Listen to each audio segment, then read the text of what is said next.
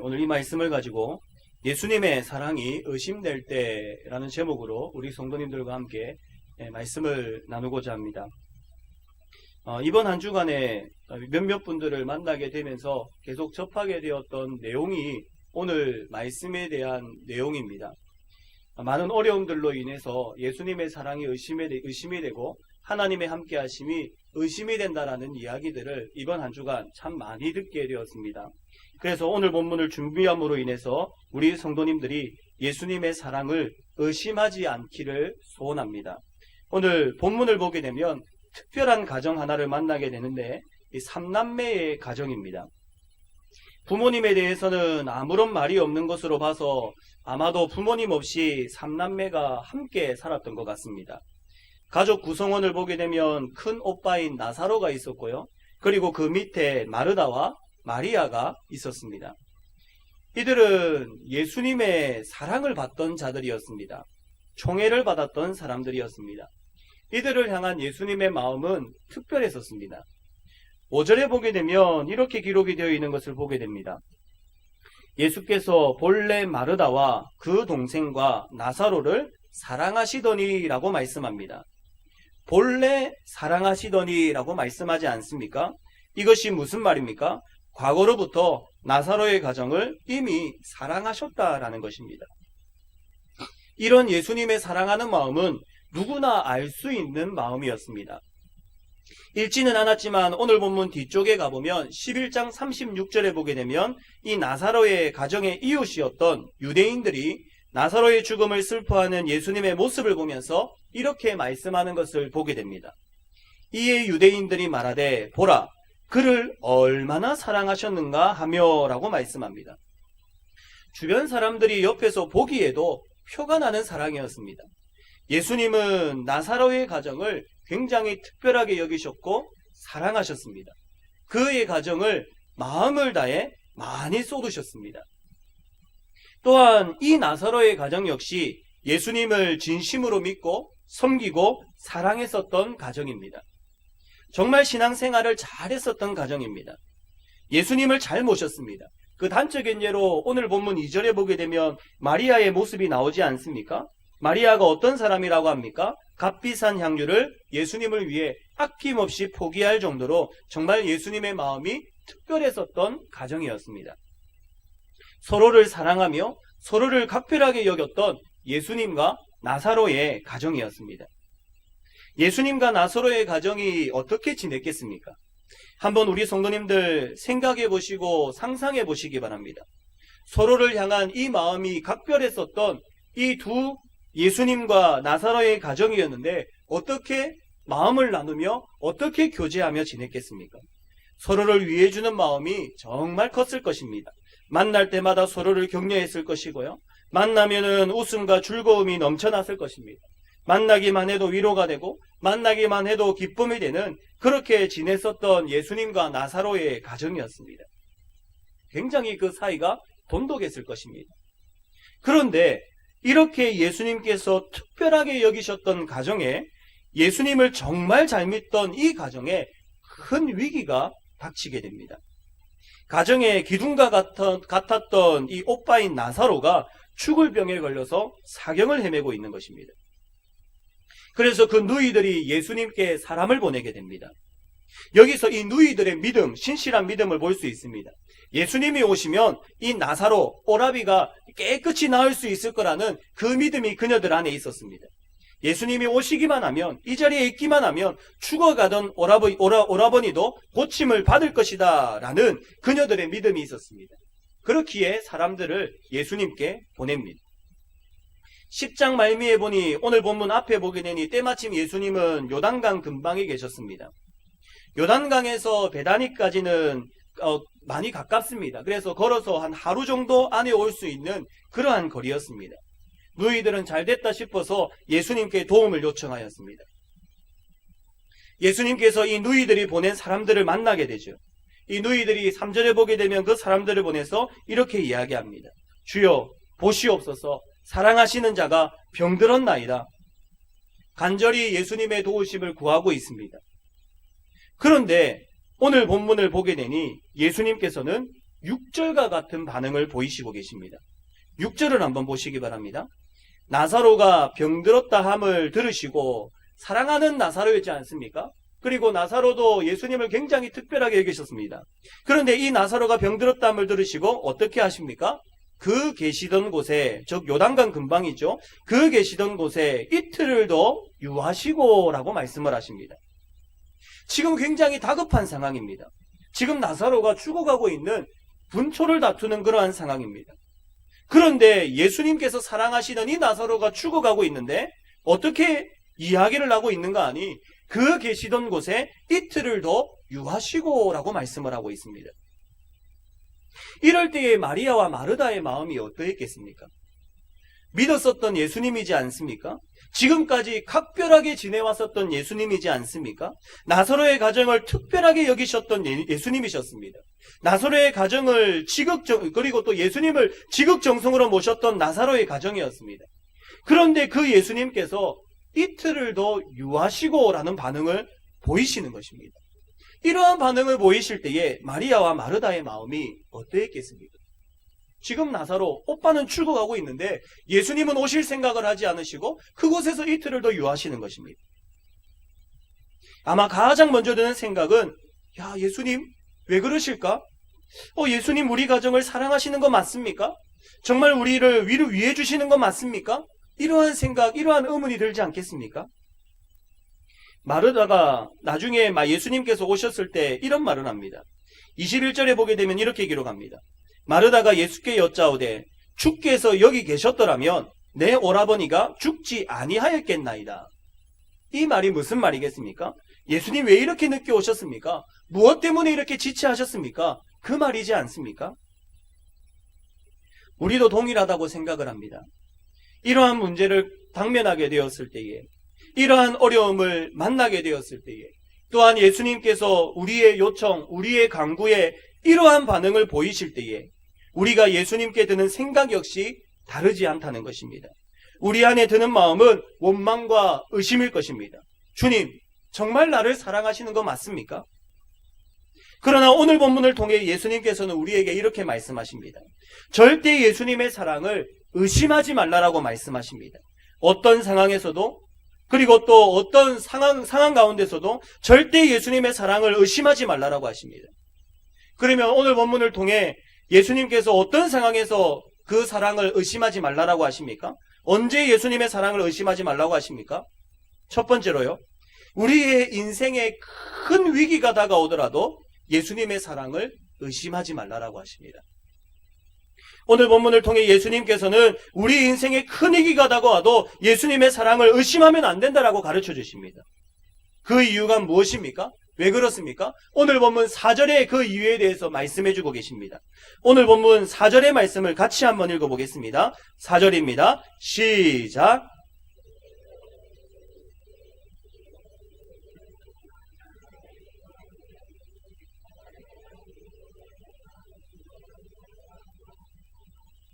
왜 예수님의 사랑을 의심하면 안 된다라고 말씀하십니까? 예수님께서는 우리의 위기, 이 힘든 일을 예수님의 계획 속에서, 그 섭리 속에서 허락하시기 때문입니다. 사랑하는 성도 여러분, 성도가 당하는 위기는 위기로 끝나지 않습니다. 어려움은 어려움 자체로 끝나지 않습니다. 그것을 통해 하나님의 영광을 드러나고, 그리고 하나님의 아들이신 예수 그리스도가 영광받게 하기 위해서 우리에게 어려움을 주신다라는 사실입니다. 즉 하나님은 우리의 위기에 하나님의 뜻을 담고 계십니다. 그렇기 때문에 우리에게 찾아오는 위기는 단지 우리를 힘들게 하고 어렵게 하고 고통스럽게 하는 위기가 아니라는 사실입니다. 하나님을 나타내고 하나님을 드러내고 하나님의 역사를 경험하게 되는 변장하고 찾아오는 축복이라는 사실입니다. 어떤 위기 가운데 계십니까? 오늘 본문에 마리아와 마르다가 당하고 있는 이런 일처럼 큰 어려움, 일생일대의 큰 위기를 경험하고 계십니까? 가정의 위기를 경험하고 계십니까? 자녀로 인해서 큰 위기를 경험하고 계십니까? 물질의 위기 가운데 빠져 계십니까? 관계의 어려움에 빠져 계십니까? 어떤 위기를 만나고 계십니까? 그러나 오늘 4절의 말씀을 기억하시기 바랍니다. 이 병은 죽을 병이 아니라 하나님의 영광을 위함이요 하나님의 아들이 이로 말미암아 영광을 받게 하려 함이라. 이 병 대신에 어려움을 한번 넣어보시기 바랍니다. 고통이란 단어를 넣어보시기 바랍니다. 시련이란 단어를 한번 넣어보시기 바랍니다. 이 어려움은 죽을 어려움이 아니라, 이 고통은 죽을 고통이 아니라, 이 시련은 죽을 시련이 아니라 하나님의 영광을 위함이요 하나님의 아들이 이로 말미암아 영광을 받게 하려 함이라. 이 사실을 믿는 저와 여러분들이 되기를 소원합니다. 우리의 어려움 가운데서도 잊지 말아야 할 것, 예수님은 여전히 날 사랑하고 계신다라는 사실입니다. 예수님께서 날 사랑하지 않으셔서 내가 위기를 만나는 것이 아니라는 것입니다. 예수님의 사랑이 식어버려서, 예수님께서 날 잊어버려서 내가 위기를 만나는 것이 아니라는 사실입니다. 오늘 본문에서도 예수님은 나사로의 가정을 특별하게 사랑하셨습니다. 과거에도 사랑하셨고 지금도 사랑하고 계십니다. 그러나 이 나사로의 가정, 위기를 만나게 되었습니다. 사랑하는 성도 여러분, 무엇 때문입니까? 하나님의 영광을 드러내기 위함입니다. 이 일로 인해 오직 예수님이 유일한 구원자임을 드러내기 위해서입니다. 너무나 큰 어려움으로 인해 예수님의 사랑을 의심하는 우리 성도님들이 되지 않기를 소원합니다. 믿음을 더욱 굳세게 하시기 바랍니다. 여전히 예수님을 신뢰하시기 바랍니다. 예수님을 믿고 따르시는 우리 성도님들이 되시기를 소원합니다. 그럴 때 하나님께서는 그 큰 위기를 사용하셔서 하나님의 영광을 나타내실 줄 믿습니다. 하나님의 위대하심을 나타내실 줄 믿습니다. 오늘 우리에게 다가오는 위기를 바르게 해석하셔서 하나님의 뜻 가운데서 살아가시는 우리 성도님들이 되시기를 주님의 이름으로 부탁드립니다. 두 번째로요, 예수님께서 더디 오셔도 예수님의 사랑을 의심하면 안 됩니다. 즉, 응답이 늦게 온다 하더라도 예수님의 사랑을 의심하면 안 된다는 것입니다. 나사로가 죽었을 때에 누이들은 사람을 보냅니다. 3절입니다. 이에 그 누이들이 예수께 사람을 보내어 이르시되 주여 보시옵소서 사랑하시는 자가 병들었나이다 하니라고 말씀합니다. 이것을 통해 알게 되는 것 하나는 문제가 생기면 즉각적으로 예수님 앞으로 나아가야 한다는 사실입니다. 주여 보시옵소서 사랑하는 자가 병들었나이다. 나에게 어떤 위기가 찾아오게 되면, 나에게 어떤 문제가 발생하게 되면 즉각 예수님 앞에 나아가야 됩니다. 주여 보시옵소서 사랑하시는 자가 육체의 아픔이 있나이다. 주여 보시옵소서 사랑하시는 자가 물질의 어려움이 있나이다. 주여 보시옵소서 사랑하시는 자가 상처를 받았나이다. 주여 보시옵소서 사랑하시는 자의 자녀가 방황을 하고 있나이다. 주여 보시옵소서 사랑하는 자의 가족이 아직 믿지 아니하나이다. 문제가 있으면 주님 앞에 나아가야 됩니다. 주님 앞에 나아가야 됩니다. 왜냐하면 주님 외에는 이 문제를 해결해 주실 분이 없기 때문입니다. 주님만이 이 문제의 답을 가지고 계시기 때문입니다. 그래서 예레미야 33장 3절에서도 너는 내게 부르짖으라 내가 내게 응답하겠고 내가 알지 못하는 크고 비밀한 일을 내게 보이리라고 말씀하고 계십니다. 부르짖으라고 말씀하십니다. 나오라고 말씀하십니다. 그럴 때에 예수님께서는 그 문제에 대해 응답해 주시기 바랍니다. 응답하십니다. 이 사실을 믿으시기 바랍니다. 그런데 여기서 기억할 것은요, 그 응답의 시기입니다. 우리가 주님 앞에 나아가서 주여 보시옵소서 사랑하시는 자가 고통 중에 있나이다 고백할 때에 예수님께서는 바로 즉각적으로 응답하실 때도 있지만 그렇지 않을 때도 있다라는 사실입니다. 아니, 그렇지 않을 때가 더 많다는 것을 경험하게 됩니다. 오늘 본문에도 예수님께서는 즉각적으로 응답하시지 않습니다. 누이들이 사람을 보내어 간구할 때에 바로 응답해 주실 수 있는 예수님이셨습니다. 예수님이 비록 요단강가에 계셨지만 베다니까지 가지 않으셔도 말씀 한마디로 나사로를 고치실 수 있는 전지전능하신 예수님이셨습니다. 그러나 예수님께서는 그렇게 하지 않으셨습니다. 지체하십니다. 이틀을 더 유하십니다. 그리고 이틀 뒤에나 베다니에 가십니다. 나사로가 죽은 지 이미 나흘이 지났을 때에 예수님께서는 그곳으로 가셨습니다. 이럴 때에 우리들은 예수님의 사랑을 의심합니다. 내가 고통 중에 있을 때에 즉각적으로 응답해 주시지 않음에 대해 주님의 사랑을 의심합니다.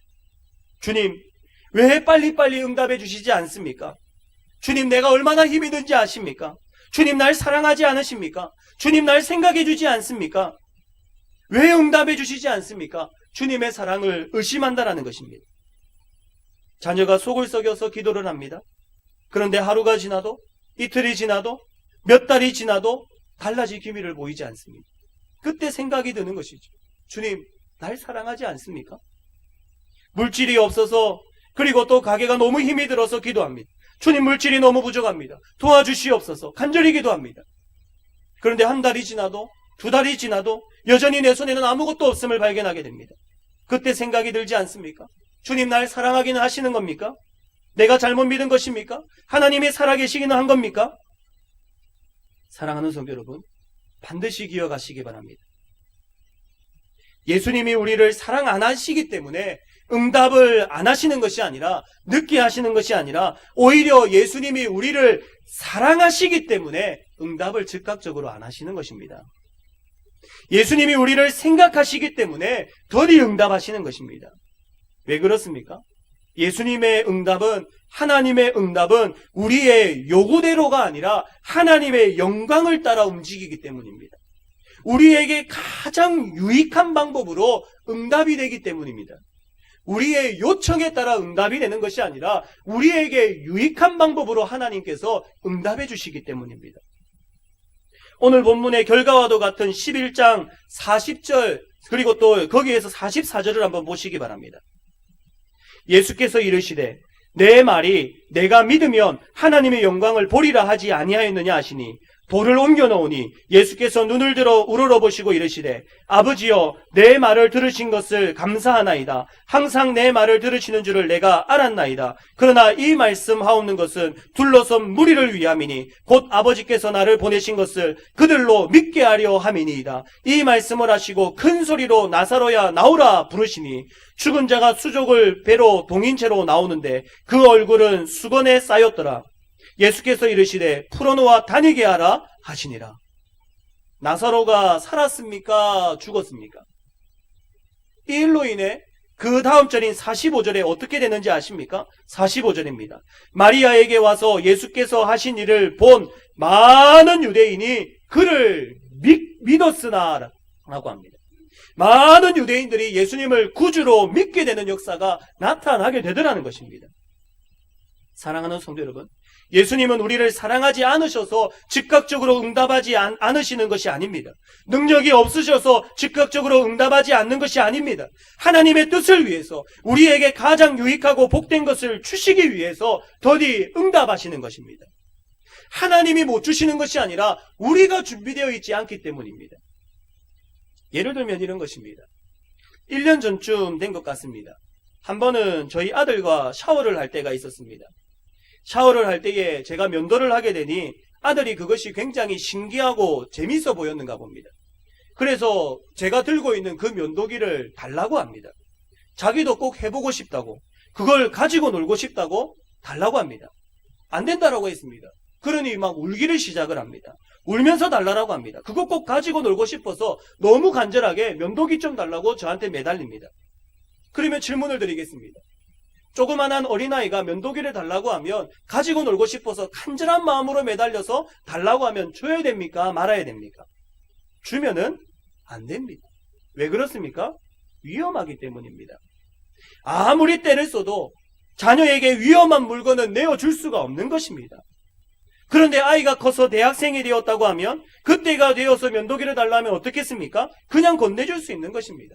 왜 그렇습니까? 충분히 그걸 컨트롤할 능력이 되기 때문입니다. 이와 마찬가지입니다. 하나님께서는 하나님의 백성들을 너무 사랑하십니다. 많이 베풀어주고 싶어 하십니다. 그렇기에 자녀에게 해가 되는 것은 절대 주시지 않습니다. 지금 내게 물질이 생겨서 그 물질이 나에게 해가 되면은 하나님은 주시지 않습니다. 지금 내게 성공이 생겨서 그 성공으로 인해 하나님을 떠나게 된다? 하나님은 절대 그 성공 주시지 않습니다. 하나님은 우리를 사랑하시기 때문에 우리에게 해가 되시는 것은 주시지 않습니다. 내가 신앙이 커서, 내가 신앙이 자라나서 물질을 컨트롤할 때가 되고, 명예를 컨트롤할 때가 되고, 성공을 컨트롤할 때가 되게 되면 그때에 하나님께서 기쁜 마음으로 마음껏 부어주시는 것입니다. 그렇기에 우리에게 인내가 필요합니다. 기다림이 필요합니다. 그렇기에 신앙은 기다림입니다. 믿음으로 기다리게 될 때에 하나님께서는 반드시 응답해 주십니다. 우리들은 내 눈앞에 무엇인가가 일어나고 즉각적으로 무슨 일이 일어나야지, 내 손에 무엇인가 들려져야지 그것이 응답이라고 생각을 합니다. 그것은 우리의 시각이 좁기 때문입니다. 하나님은 우리가 요청하시는 것을 주시는 것이 아니라 우리에게 가장 좋은 것을 주시기를 원하시는 분이라는 것을 잊지 마시기 바랍니다. 그래서 예레미야가 3장 24절 26절에 보게 되면 이렇게 기록합니다. 잘 들어보시기 바랍니다. 내 심령에 이르기를 여호와는 나의 기업이시니 그러므로 내가 그를 바라리라 하도다. 기다리는 자들에게나 구하는 영혼들에게 여호와는 선하시도다. 사람이 여호와의 구원을 바라고 잠잠히 기다림이 좋도다. 한번 따라해 보겠습니다. 사람이 여호와의 구원을 바라고 잠잠히 기다림이 좋도다. 기다리는 자에게 하나님은 반드시 선하게 응답하십니다. 사람이 여호와의 구원을 바라고 잠잠히 기다림이 좋도다라고 말씀하십니다. 답답하십니까? 왜 이렇게 응답이 되지 않나? 갑갑해 하십니까? 하나님은 더 답답해 하십니다. 충분히 우리에게 다 들어주실 수 있는데, 가장 좋은 것을 주실 수 있는데 그때를 기다리시니 하나님께서 오히려 더 답답하십니다. 하나님은 주실 준비가 다 되어 있는데 우리가 준비가 되지 않으니 하나님은 오히려 더 답답해 하십니다. 기다리시기 바랍니다. 인내하시기 바랍니다. 그리고 내 믿음의 분량을 키워가시기 바랍니다. 그럴 때에 하나님께서는 반드시 그 영광을 맛보게 하실 줄 믿습니다. 예수님이 더디 오시는 그때에도, 응답이 더디 되는 그때에도 예수님의 사랑을 의심하지 마시기 바랍니다.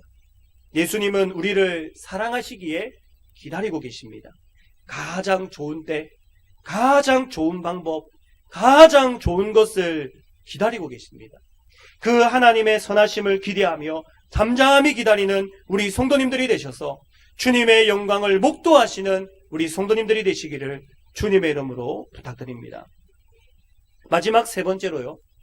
하나님의 말씀이, 예수님의 말씀이 아무런 영향력이 없이 보여도 우리의 눈에, 우리의 시각에, 우리의 생각에 하나님의 말씀이 아무런 영향력이 없어 보여도 예수님의 사랑을 의심하면 안 됩니다. 오늘 본문을 보면서 그때 그 상황을 곰곰이 한번 생각해 보시기 바랍니다. 나사로가 언제 죽었는지를 한번 보시기 바랍니다. 특별히 그 시간을 따라서 다시 한번 생각해 보시면 다시 한번 생각해 보시면서 나사로가 언제 죽었는지를 한번 생각해 보시기 바랍니다. 지금 예수님께서는 요단강 주변에 계십니다. 베다니에서는 하루 정도 거리라고 했습니다. 누이들이 사람을 보내었지 않습니까? 그러니까 나사로가 아프고 나서 누이들이 사람을 보내었습니다. 하루가 지났습니다. 사람이 예수님께 와서 이 나사로의 아픈 것을 알립니다. 예수님께서 이 보낸 사람으로부터 말을 듣고 나서 거기에 유하신 날이 언제입니까? 이틀 동안 더 유하십니다. 그러면 누이가 보내고 나서 3일이 지났죠. 그리고 나서 예수님께서 이틀 뒤에 베다니로 올라가십니다. 그럼 하루가 더 지나지 않겠습니까? 즉 누이들이 사람을 보낸 날로부터 예수님이 도착한 날은 한 4일 정도가 걸렸다라고 보시면 됩니다. 그런데 예수님께서 딱 도착을 하셨을 때 나사로가 죽은 지 얼마나 되었다라고 이야기를 하시는가 하면 오늘 본문 뒤에 있는 11장 17절에 보게 되면 나사로가 무덤에 있은 지 이미 나흘이다라고 이야기를 합니다.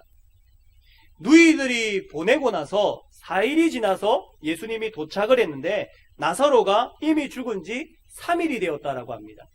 그러면 나사로가 언제쯤 죽었다라는 말입니까? 누이들이 사람을 보내고 나서 하루 정도가 지났을 때, 그때쯤으로 해서 나사로가 죽었다라는 것을 생각해 볼 수가 있습니다. 그 시기가 생각이 드십니까? 상상이 되십니까? 4일이 지났는데 3일 되었다라고 하니 하루 지났을 그때쯤이 되었다라는 거죠. 그러니 시간상으로 보면은 한 두 가지 경우로 생각해 볼 수가 있습니다. 예수님께 보냈던 사람이 돌아왔었을 때 이미 나사로는 죽었을 수가 있습니다. 그게 첫 번째 경우죠. 두 번째 경우는 예수님께 보냈던 사람이 돌아왔었을 때 얼마 지나지 않아서, 하루 지나서 죽었으니까요. 얼마 지나지 않아서 이 나사로가 바로 죽었다라고 생각을 할 수가 있습니다. 이렇게 생각을 하고 오늘 말씀을 한번 보시기 바랍니다. 3절에 누이들이 예수님께 사람을 보내서 주여 보시옵소서 사랑하는 자가 병들었나이다 라고 말씀합니다. 그때 예수님께서 어떻게 반응을 하셨다라고 했습니까? 4절입니다. 예수님께서 들으시고 이르시되 이 병은 죽을 병이 아니라 하나님의 영광을 위함이요 하나님의 아들이 이로 말미암아 영광을 받게 하려 함이라 하시더라라고 말씀합니다. 무엇이라고 말씀합니까? 이 병은 죽을 병이 아니다라고 말씀을 합니다.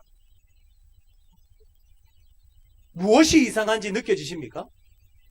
무엇이 이상한지 깨달아지십니까? 이 사람이 예수님으로부터 이 말을 들었을 때 얼마나 좋았겠습니까? 나사로가 걱정이 되어서 예수님을 만나러 왔는데 예수님께서는 이 병이 죽을 병이 아니랍니다. 그래서 굉장히 기분 좋은 마음을 가지고 이 병은 죽을 병이 아니랍니다. 이 기쁜 소식을 가지고 마리아와 마르다를 만나기 위해서 열심히 막 갔었을 겁니다. 그런데 딱 도착을 해보니까 어떻습니까? 첫 번째 경우 나사로는 이미 죽었습니다. 두 번째 경우 어떻습니까? 가서 소식을 전해줍니다. 야, 마리아와 마르다, 예수님께서 뭐라고 하시던가요? 이 병은 죽을 병이 아니랍니다. 야, 그렇군요. 그런데 얼마 지나지 않아서 나사로 어떻게 되었습니까? 죽었습니다. 그럼 이거 어떻게 된 겁니까? 예수님이 거짓말한 겁니까? 예수님의 말씀이 가짜입니까? 예수님은 분명히 말씀하셨습니다. 이 병은 죽을 병이 아니라 하나님의 영광을 나타내기 위함이다 라고 했는데 이미 나사로는 이 말씀을 받았을 때에 죽어버렸습니다. 이미 나사로는 이 말씀을 받고 나서 얼마 지나지 않아서 죽어버렸습니다. 예수님께서 직접 그 입으로 말씀하신 것 아닙니까? 이 병이 죽을 병이 아니라라고 이야기하셨지 않습니까? 그런데 지금 이 상황이 어떻게 흘러가고 있습니까? 예수님께서 거짓말하신 것입니까? 이 일이 어떻게 된 일입니까? 그 말씀이 가짜입니까? 우리는 이럴 때 예수님을 의심하게 됩니다. 예수님의 사랑을 의심하게 됩니다. 분명히 예수님께 말씀을 들었습니다. 하나님의 말씀을 들었습니다. 그런데 그 말씀이 나의 삶에 아무런 변화를 주지 않는 것 같습니다. 그때 예수님의 사랑을 의심하게 되더라는 것입니다. 우리가 말씀을 보다 보면 한 번씩 눈에 번쩍번쩍 들어오는 말씀이 있습니다. 물질이 부족한 사람이 시편 23편을 읽었습니다. 여호와는 나의 목자시니 내게 부족함이 없으리로다. 야, 예수님 믿고 이제 믿음 생활 시작했으니 물질이 많아지겠지 확신을 가집니다. 그런데 웬걸요? 물질이 많아지지 않습니다. 오히려 부족한 것 같습니다. 건강이 힘든 사람이 야고보서를 보다가 눈이 확 띄어졌습니다. 야고보서 5장 12절에 보게 되니 믿음의 기도는 병든 자를 구원하리니 주께서 그를 일으키시리라. 야, 하나님 감사합니다. 내 병 이제 주님께서 완전히 고쳐주시겠지요. 확신을 가집니다. 그런데 건강이 나아지지 않습니다. 그러면 말씀이 거짓말한 것입니까? 잘못된 것입니까? 우리가 이럴 때에 예수님을 의심하게 되더라는 것입니다. 그러나 사랑하는 성도 여러분, 예수님의 말씀은 거짓이 없으십니다. 예수님은 언제나 진리가 되십니다. 요한복음 11장 25절 26절이 이에 대해서 분명히 말씀하고 계십니다. 오늘 본문 뒤인 요한복음 11장 25절 26절의 말씀 같이 한번 읽어보도록 하겠습니다. 25절 26절의 말씀입니다. 읽겠습니다. 시작. 예수께서 이르시되 나는 부활이요 생명이니 나를 믿는 자는 죽어도 살겠고 무릇 살아서 나를 믿는 자는 영원히 죽지 아니하리니 이것을 내가 믿느냐? 예수님은 부활이요 생명이 되시기 때문에 그 말씀은 영원한 진리가 되십니다. 우리는 유한합니다. 우리의 생각은 한계가 있습니다. 우리의 보는 것은 한계가 있습니다. 우리는 죽으면 끝이다라고 생각을 합니다. 나사로 죽었습니다. 끝났다라고 생각을 했습니다. 내 앞에 이루어지지 않으면 이 모든 상황들이 다 끝나버렸다라고 생각을 합니다. 그러나 이것은 우리의 유한한 생각일 뿐입니다. 예수님은 부활이고 생명이십니다. 마리아와 마르다도 그랬습니다. 예수님께서 말씀하셨지만 나사로가 죽어버렸습니다. 이제는 끝이다라고 했습니다. 그러나 예수님께서는 부활이고 생명이셨습니다. 그 죽음으로 끝이 아니라는 것입니다. 지금 나사로가 죽었다 해서 그것이 끝 엔딩이 아니라는 것입니다. 나사로는 다시 살아났습니다. 완전히 죽었지만은 하나님의 말씀으로 그 예수님을 믿음으로 그 예수님을 통해서 다시금 그 가운데서 죽음 가운데서 살아났습니다. 사랑하는 성도 여러분, 하나님의 말씀은 거짓이 없습니다. 하나님의 말씀은 반드시 이루어집니다. 1.1핵도 거짓이 없으신 하나님의 말씀입니다. 왜 말씀이 의심이 되십니까? 왜 하나님의 사랑이 그 말씀을 받고도 의심이 됩니까? 우리의 시각이 한계가 있기 때문입니다. 우리는 죽음까지밖에 못 보기 때문입니다. 그 뒤에 계시는 부활의 주님을 만나게 될 때, 그 뒤에 계시는 살아계신 예수님을 만나게 될 때, 죽음도 그 하나님의 약속의 말씀을 갈라놓지 못함을 믿게 되는 것입니다. 하나님의 약속의 말씀 변함이 없습니다. 말씀이 당장 내 삶에 어떤 큰 영향력이 나타나지 않는 것 같다 해도, 말씀을 받았지만 그 말씀이 내 삶 가운데 큰 변화를 주지 못하는 것 같다 할지라도 예수님의 사랑을 의심하지 마시기 바랍니다. 그 말씀은 반드시 이루어질 말씀이기 때문입니다. 그 어느 순간에도 예수님의 사랑을 의심하지 마시기 바랍니다. 진리의 말씀은 반드시 이루어지기에 그 말씀 붙들고 살아가시는 우리 성도님들이 되시기를 소원합니다. 그럴 때에 하나님의 영광을 보게 될 줄 믿습니다. 말씀을 맺겠습니다. 인생을 살다 보면 예수님의 사랑이 의심이 될 때가 있습니다. 예수님을 열심히 믿고 잘 신앙생활을 하고 있지만 큰 시련이 다가오고 큰 위기를 만나게 될 때 의심이 생기기도 합니다. 어려움 가운데서 주님을 간절히 찾았는데 주님의 응답이 더디 올 때에, 응답이 되지 않는 것 같을 때에 예수님의 사랑을 의심하기도 합니다. 하나님의 말씀을 붙들었는데 그 말씀대로 이루어지지 않는 것 같고 그 말씀이 나에게 영향력 없는 것 같이 느껴질 때에 예수님의 사랑이 의심이 되기도 합니다. 그러나 주님께서는 오늘 이 말씀을 통해서 그런 의심을 다 떨쳐버리라고 말씀하십니다. 부활이요 생명이신 그 예수님께서 그 의심을 버리고 확신을 가지라고 말씀하고 계십니다. 어떤 어려움이 계십니까? 그로 인해서 혹 지금 주님을 의심하고 있습니까? 그 어떤 상황 가운데서도 주님을 의심하지 마시기 바랍니다. 부활이요 생명 되신 그 예수님을 바라보며 살아가는 우리 성도님들이 되시기를 소원합니다. 주님은 신실하게 우리의 삶을 인도하시고 우리에게 가장 선하고 좋은 것을 예비해 두고 계십니다. 주님은 반드시 그의 백성들을 복되게 하시는 분이신 줄 믿습니다. 이번 한 주간 주님을 의심하지 않고 주님만 바라보고 주님 의지하며 살아가셔서 승리하시는 삶을 살아가는 우리 성도님들이 되시기를 주님의 이름으로 부탁드립니다. 오늘 이 말씀 생각하면서 함께 찬양하기를